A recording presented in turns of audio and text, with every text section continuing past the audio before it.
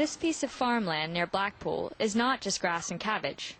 Deep underground is natural gas. British company Cuadrilla has been exploring the area for a year.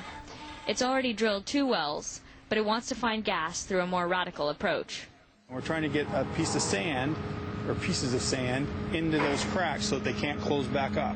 And then that just gives a pathway for the gas to come out of the cracks. In the UK, I think it has very good potential. I mean, that's what we're doing right now, is exploring to try and determine how much gas we can actually get out of the ground.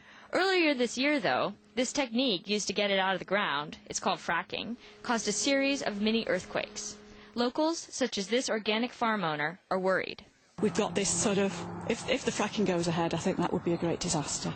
It's the salad bowl of England, and it would be a shame for the farmers if anything happened out there, for the crops, etc. If nobody wants to buy their crops, their livelihoods have gone. Onshore gas could be enough to supply the UK for at least a year and a half and create more than 5,000 jobs. That could help the UK to be less reliant on gas imports as North Sea resources drop. For now, onshore drilling accounts for just 1.5% of gas production in the UK. That compares with more than 20% in the US. But some do not want the UK to follow the American example. Graham Bentley set up an opposition group to help locals fight back and get proper regulation before fracking any further. They've got big concerns because they've looked at America, and it seems quite scary that, you know, the industry appears to have been fairly badly regulated. I think the reality is that the majority of people actually wish that the company weren't there, and this would go away, essentially. But with money to be made and global oil supplies going low, Cuadrilla has no intention of going away. Kari, Lundgren, Bloomberg, London. And Kari's with us now.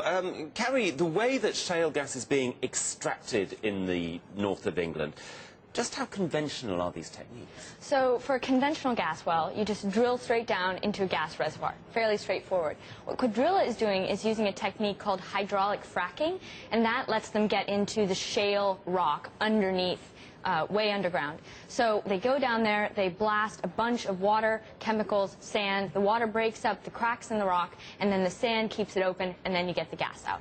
Just what's the importance of shale gas, then, to the UK and I suppose Europe as a whole?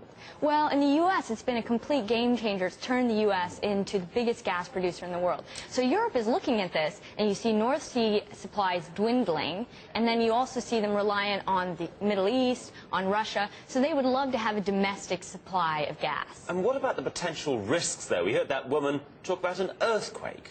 Yeah, no, I mean, first of all, you wonder, Cuadrilla isn't necessarily sure that they can get this out and make it commercial. And then there's the issue of the earthquake, and then there are the environmental risks. The EPA in the U.S. is assessing what this does to water supplies. And is it likely that Europe will follow the UK in actually becoming a major natural gas producer? Well, people are looking to Poland, actually. So Poland is probably one of the leaders in this. Yeah, it's a little bit of a step ahead. So the UK wants to get itself in there and become a leader as well. Kari Lundgren, thank you very much.